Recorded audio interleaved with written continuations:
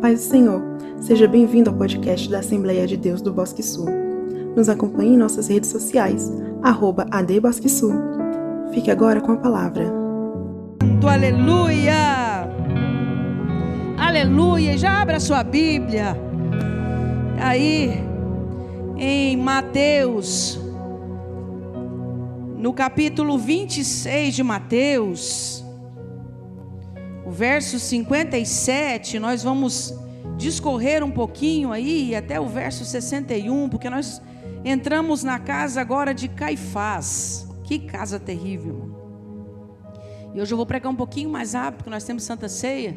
Vai ser bem enxutinha a mensagem aqui, mas eu fiz algumas anotações para trazer para vocês, né? Só lembrando aos nossos visitantes, que hoje nós temos, aos nossos visitantes, os nossos irmãos que nós recebemos aqui hoje como membros aqui da AD Bosque Sul, nós temos um chá especialmente para vocês, todos os nossos visitantes, os nossos irmãos que vieram congregar conosco, logo aqui atrás, tá? Os nossos líderes vão estar esperando por vocês, logo aqui atrás, vocês podem sair por aqui, pegar aqui à esquerda, vai ter um chazinho, um suquinho, alguma coisa ali para você comer e estar ali conosco. Nós pegamos o telefone de vocês, porque vocês sempre são muito bem-vindos, e aqueles que vão ficar, nós queremos dar um abraço mais apertado e conversar um pouquinho. Amém? Eu vou ler nessa versão aqui, que é a versão A Mensagem. E aí eu já vou dando algumas coisas aqui. Vai ser uma mensagem expositiva, tá? Eu vou falar aqui. Nós estamos para quem está nos visitando, e para quem não congregava com a gente está numa exposição de uma sequência de mensagens chamado As 12 Casas que Jesus Visitou. Nós falamos de várias casas que Jesus visitou. E nós estamos agora, a última casa que nós falamos foi a casa do cenáculo, que foi aonde teve a ceia do Senhor. E hoje nós vamos para a casa de Caifás. E eu vou ler aqui, você vai recordar, essa casa foi uma das piores casas que Jesus teve que entrar. Ele não, de fato, não foi convidado. Jesus foi ali para um julgamento falso. E nós vamos falar sobre essa casa neste momento. Versos 57 diz assim: o grupo que prendeu Jesus levou-o perante Caifás, o sacerdote principal. E eu abro o primeiro parênteses aqui. Por que a Bíblia, Mateus faz questão de falar sobre isso? Caifás, ele não era sacerdote de fato. Ele era diante dos homens, era sacerdote, mas diante de Deus não. Vocês sabiam que Caifás não pertencia à linhagem araônica? Não. Caifás era um sacerdote político. Ele substituiu o seu sogro, perdão. Ele substitui seu sogro, Anás. E nessa época aqui, os sumos sacerdotes já não eram escolhidos como o Senhor havia pedido, como o Senhor havia ordenado. Mas Caifás é um sacerdote de ocasião. Caifás não foi escolhido pelos céus. Caifás foi escolhido pelos homens. Não era aprovado por Deus. Não era aprovado pelos céus. Mas o homem escolheu, e por causa da política, Caifás se torna sumo sacerdote.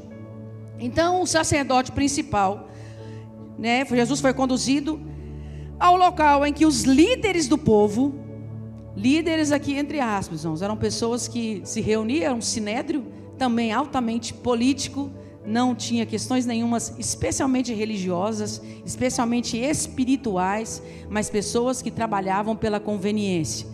Esses homens aqui, eles já estavam com raiva de Jesus. Lembra quando Jesus pega o chicote ali e derruba as mesas dos vendilhões ali na porta do templo, joga o chicote ali, não sei se acertou em alguém, mas Jesus fica extremamente irado. Pois é, esses líderes aqui ficaram muito raivosos, porque Jesus acabou com aquilo que eles faziam diante do templo. Porque, irmãos, deixa eu te explicar para vocês o que estava acontecendo aqui. Jesus chega diante do templo. Jesus não quebrou tudo, não jogou tudo no chão porque eles estavam vendendo. Não, é porque eles estavam enganando o povo. As pessoas chegavam com o sacrifício. Jesus falava, a Bíblia vai dizer assim: eu preciso de um novilho sem mancha, sem ruga, um novilho novo. E aí as pessoas levavam aquele novilho, preparavam desde o nascimento para ofertar ao Senhor. Quando chegavam no templo, quando chegavam lá na porta, os sumos sacerdotes, os os anciões, os líderes da igreja, da religião da época, diziam: olha, esse aqui não presta, esse aqui está manchado. Mas o camarada falava assim: não está com mancha não, é puro, é limpo, eu cuidei. Não, mas esse aqui está com problema. Vai lá na frente, vende para o pessoal que está lá na frente e compra um outro deles, e eles vão saber vender certinho para vocês. E aquele que o coitadinho do irmãozinho cultivou, trabalhou, tratou, era pagado um valor bem irrisório, e eles vendiam um outro por um valor muito mais alto. E sabe o que eles faziam depois com o do irmãozinho? Eles vendiam por um preço mais alto. Jesus derruba todos aqueles vendilhões por isso, porque estavam mancomunados. Os sacerdotes estavam de conluio, os sacerdotes, os líderes religiosos e aqueles homens que estavam ali na porta vendendo. Todos eles ganhavam um pouquinho e enganavam o povo. E aí, acontecendo tudo isso, eles estavam reunidos. Pedro, lembra de Pedro, que disse que não ia negar Jesus? Saiu correndo no Getsemane. Pedro o seguiria à distância segura. Segura para quem? Para Pedro. Estava morrendo de medo. Quando chegaram ao pátio do sacerdote, da casa de Caifás, ele se esgueirou, quem? Pedro, e misturou-se com os servos para ver o que ia acontecer. Os principais sacerdotes conspiraram com um concílio judaico. Olha a palavra, irmãos. Eles conspiraram. Não havia nada para acusar Jesus, mas eles se reuniram para conspirar, levantar falso testemunho contra Jesus. Tentaram forjar, tentaram inventar, tentaram levantar falsas acusações contra Jesus para condená-lo à morte. Mas ainda que tentassem uma acusação falsa após a outra, nenhuma era convincente.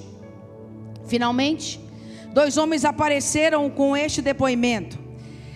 Disseram o seguinte, que Jesus havia dito isso: posso derrubar o templo de Deus e reconstruí-lo em 3 dias. Jesus disse isso? Jesus disse isso, irmãos? Não, Jesus não disse isso.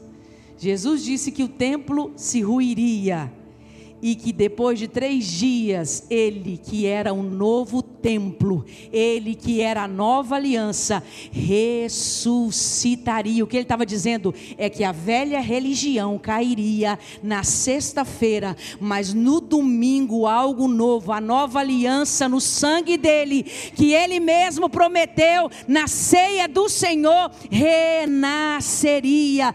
Jesus não estava falando de pedra, Jesus não estava falando deste templo, Jesus estava falando dele, que a religião antiga cairia e que ele se levantaria um novo momento, um novo tempo, uma nova aliança. O sacerdote principal levantou-se e perguntou a Jesus: o que você tem a dizer sobre essa acusação? Sabe o que Jesus fez? Silêncio.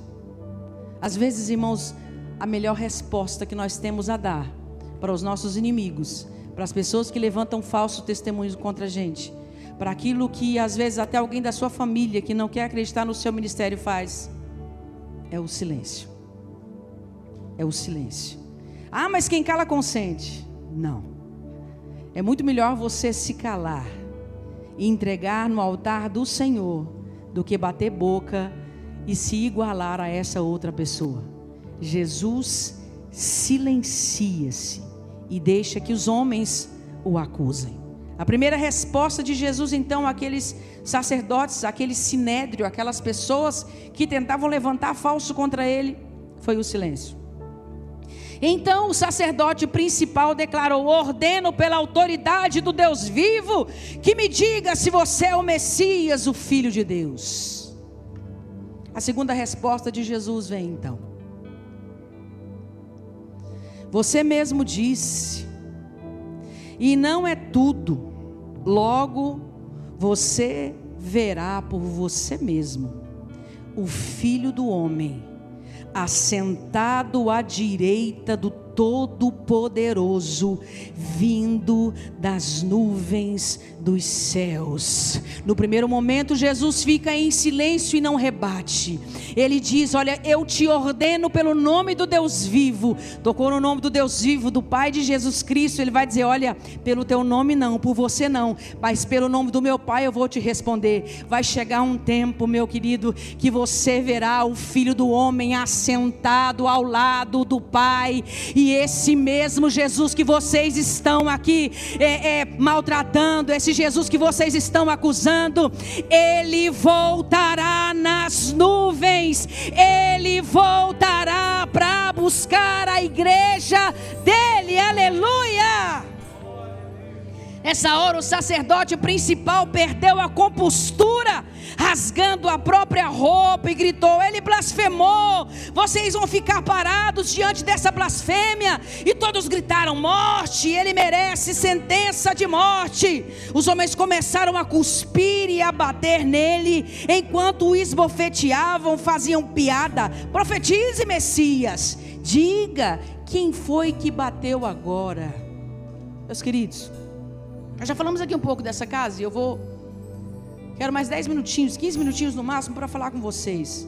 Essa é a pior casa que Jesus vai. Era uma casa em que as pessoas não buscaram, algumas casas só buscaram o milagre de Jesus, mas ainda buscaram algo da parte dele. Essa casa não, essa casa é uma casa de engano. É uma casa que retrata um sacerdócio falido. É uma casa que não tem autoridade dos céus, mas só tem autoridade humana, e uma autoridade totalmente fajuta, sem respaldo, sem respeito pelos céus, sem respeito por Deus.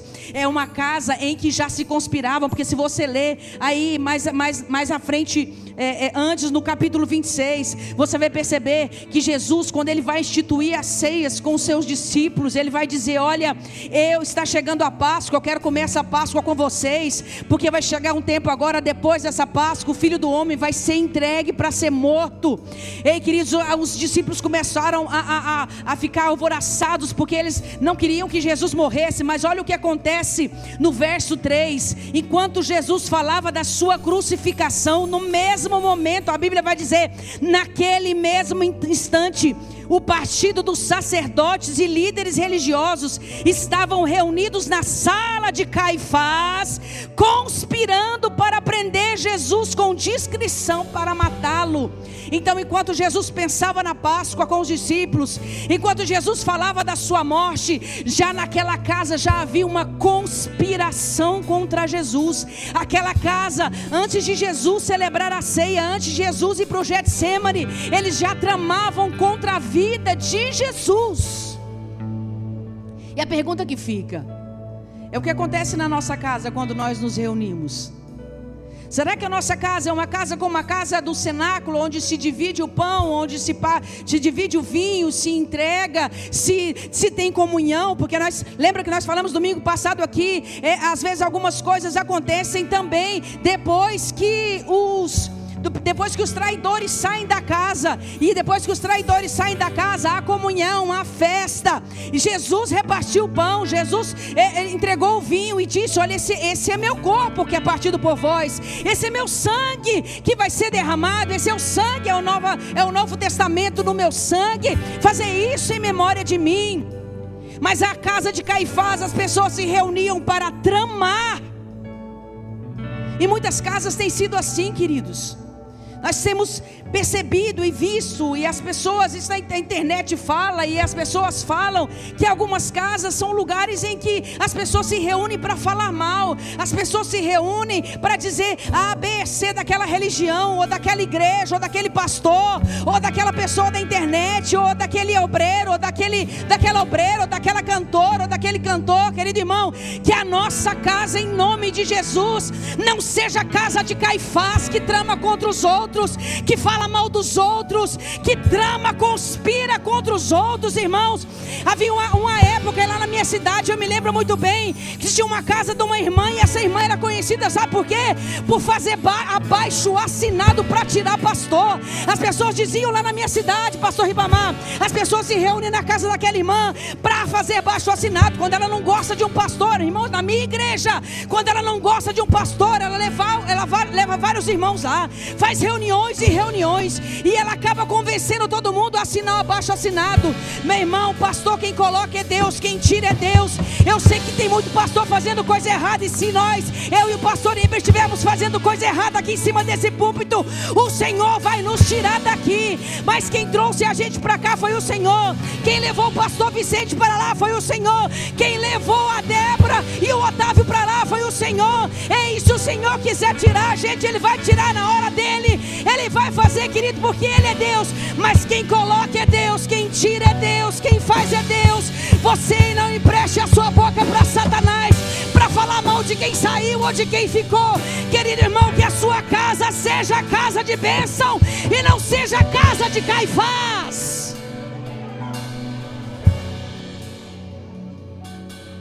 Mas ao mesmo tempo que havia uma trama, Jesus é preso e levado. E aquele que disse que jamais sairia de perto de Jesus, sai correndo.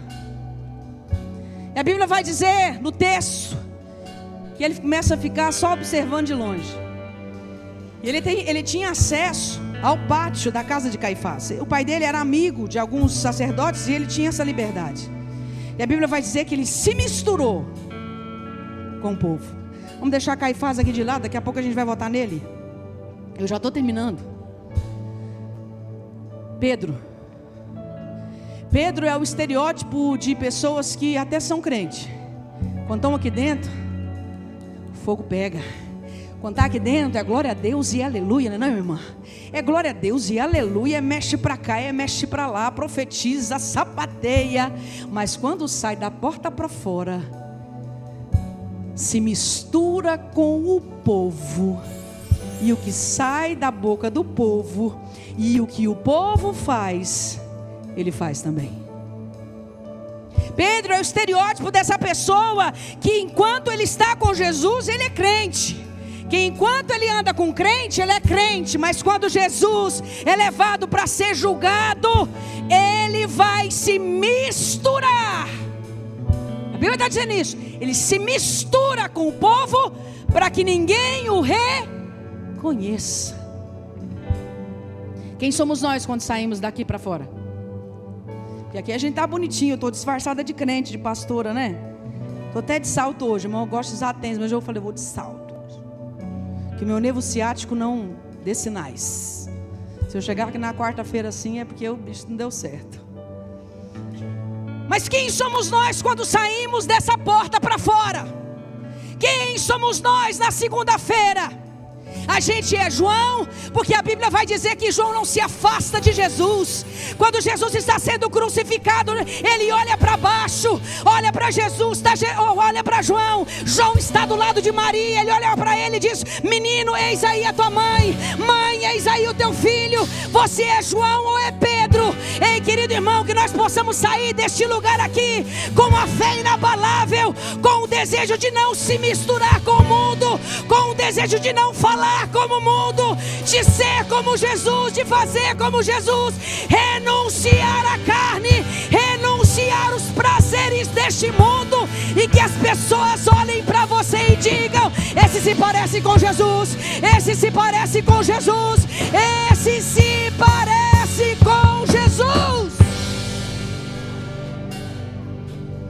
Quem é você no meio da multidão? É Pedro ou é João? E eu fecho parênteses com Pedro aqui. Vamos voltar para Caifás. A casa de Caifás era palco de trama para matar Jesus. E a nossa casa tem sido palco para quem? Para Jesus ou para Satanás? Porque a Bíblia vai dizer que não existe meio termo. Ou você é de Deus, ou você é do diabo. Se você faz o que Deus manda, você é de Deus. Mas se você não cumpre, mas eu errei só aqui. Não existe, irmãozinho, pecadinho, deslizinho. Ou você é de Deus, ou você não é. Ou você é abençoado pela tua boca, ou você não é. A Bíblia vai dizer que a morte e a vida estão no poder da língua. E o que a tua língua tem falado? A tua língua tem profetizado bênção, ou a tua língua tem profetizado maldição? A tua língua tem falado de Jesus, ou a tua língua tem maldizido os seus irmãos? O que a tua língua tem falado, querido irmão? Que hoje o Espírito Santo desça e faça como o anjo fez com Isaías, desça como Atenais quente e coloque nos nossos lábios, e que dos nossos lábios só saiam louvores para adorar aquele que vive e reina eternamente. Quando sua casa se enche, qual é o assunto que a gente tem lá? Quando a minha casa se enche, quando a minha família está lá, qual é o assunto que sai lá? Usando um lenço. Qual é o assunto que sai lá? A sua casa honra a Jesus ou não? E o caminho para o final. Jesus nos ensina muito. Jesus nos ensina a olhar com um olhar diferente. Caifás era um engano. Caifás era um engodo. Caifás é a figura de alguém que eu e você jamais poderemos ser. Nós precisamos ser pessoas que foram escolhidas pelos céus. Que Jesus olhe para essa igreja agora e diz: foi eu que escolhi ele, foi eu que escolhi aquele, fui eu que escolhi aquela, foi eu que escolhi aqui, foi eu que escolhi aqui, foi eu que escolhi aqui, foi eu que escolhi aqui, como já foi cantado aqui.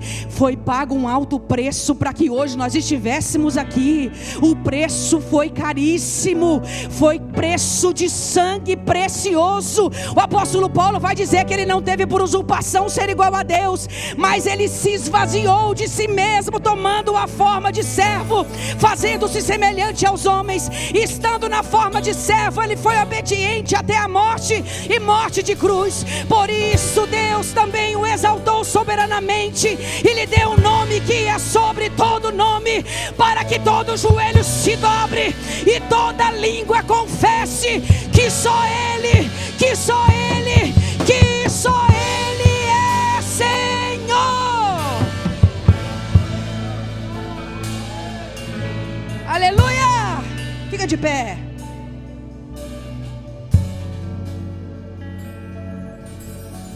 Mas às vezes a gente cai numa casa dessas, irmão. Às vezes a gente vai para alguns lugares e a gente é surpreendido por falas. Mas a Bíblia diz que bem-aventurado é o homem que não ouve o conselho dos ímpios e nem se assenta na roda dos escarnecedores.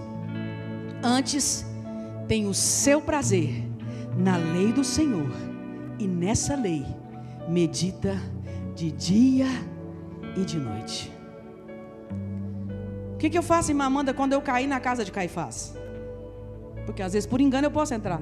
Se a sua casa é casa de Caifás, irmão, hoje nós vamos repreender esse espírito em nome de Jesus. Mas eu creio que aqui na The Bosque Sul não tem casa de Caifás, só tem casa de Betânia, só tem cenáculo, só tem casa abençoada, porque a Bíblia vai dizer que nós somos templo do Espírito Santo de Deus. Essa é a casa aonde o Espírito Santo habita, e aonde ele habita não há falsidade, aonde ele habita não há mentiras, aonde ele habita não se levantam falsos testemunhos, aonde ele habita se dê louvor e glória ao Santo, o Santo, o Eterno, aquele que vive e reina eternamente. Talvez a sua resposta possa ser o silêncio, mas talvez a sua resposta, se você tiver que entrar na casa de Caifás, não seja somente o silêncio, mas faça como Jesus e remeta ao futuro.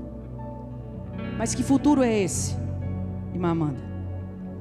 Faça como Paulo: esquecendo-me das coisas que passaram, prossigo para o alvo.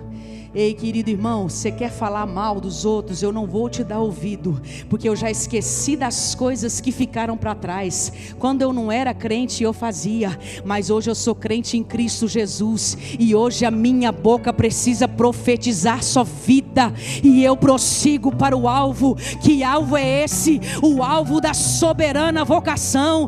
Que vocação é essa? A vocação de servo eterno do Deus Altíssimo, a vocação de filho e de herdeiro com Cristo nos céus. Esse é o seu chamado, essa é a sua vocação. Como disse Jó, eu sei que o meu Redentor vive, e é por isso que eu não falo mal, é por isso que eu não faço essas coisas, é por isso que eu não me assento, é por isso que eu ando juntinho com Jesus e não me pareço com os servos, mas sou diferente mesmo. Que você possa falar, não como Pedro falou, eu não conheço esse Jesus, nem sei quem é, mas que você possa bater no peito e dizer: sim, eu me pareço com ele, eu tenho cheiro de ovelha dele, eu falo como ele, eu ando como ele, sou filho do pai dele e vou morar no céu com ele.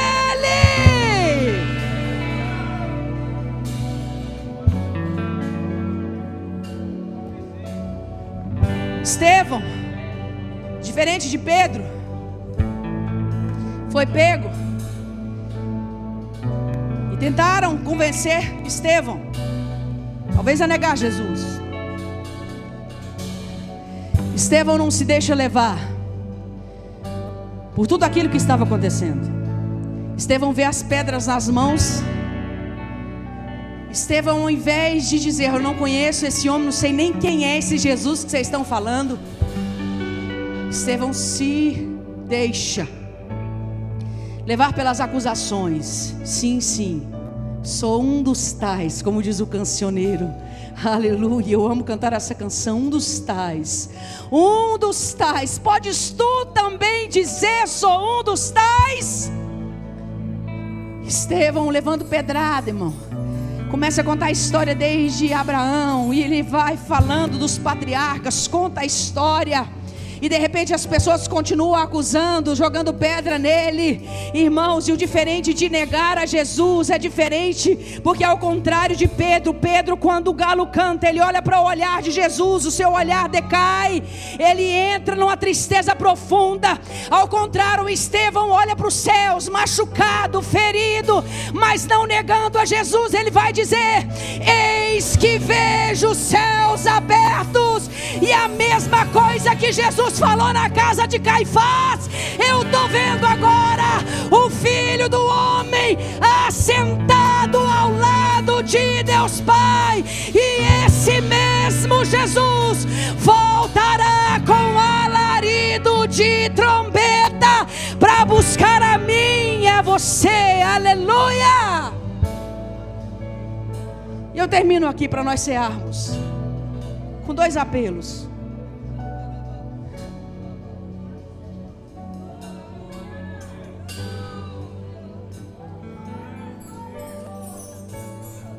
Ele está na casa, irmão. Ele está na casa. Ele está na casa, ele está na casa, ele está na casa, ele está na casa, ele está na casa, ele está na casa. Mas, irmãos, Pedro negou. Mas Jesus não jogou ele fora. Jesus não joga fora.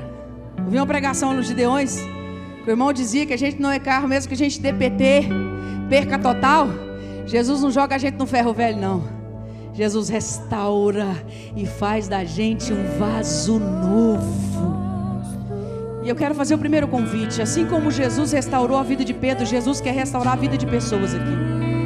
Se você não é evangélico ou está afastado dos caminhos do Senhor, eu quero saber se você quer aceitar esse Jesus hoje na sua vida.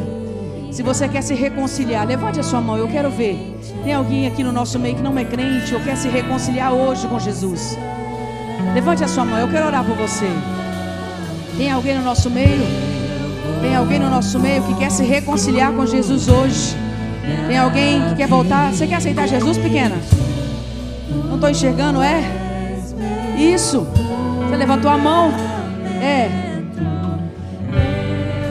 Tem alguém que quer aceitar Jesus hoje? Levanta a sua mão. Eu quero orar por você. Filho de crente não é crentinho não, irmão. Filho de crente, se não aceitou Jesus, tem que aceitar Jesus também. Tem alguém no nosso meio que deseja aceitar Jesus como o único e suficiente Salvador? Não? Querido irmão, Pastor Iber, já vamos passar para a ceia do Senhor nesse mesmo espírito. E que nós possamos pedir ao Senhor que a nossa casa não seja casa de Caifás. Que a nossa casa seja uma casa de louvor e adoração ao Rei dos Reis e Senhor dos Senhores. Que a nossa casa seja um lugar de adoração, um nome onde o Senhor seja exaltado. Mesmo que alguém tente falar alguma coisa, fofocar, fazer alguma coisa, alguma trama, repreenda, diga: nessa casa habita Jesus. Na casa onde habita Jesus não existe falsidade. Na casa onde habita Jesus nós temos comunhão uns com os outros. O pão aqui é partido, o vinho é partido. E hoje é dia de partirmos o pão e compartilharmos o vinho, dizendo: este é o corpo que Jesus sacrificou por mim e por você.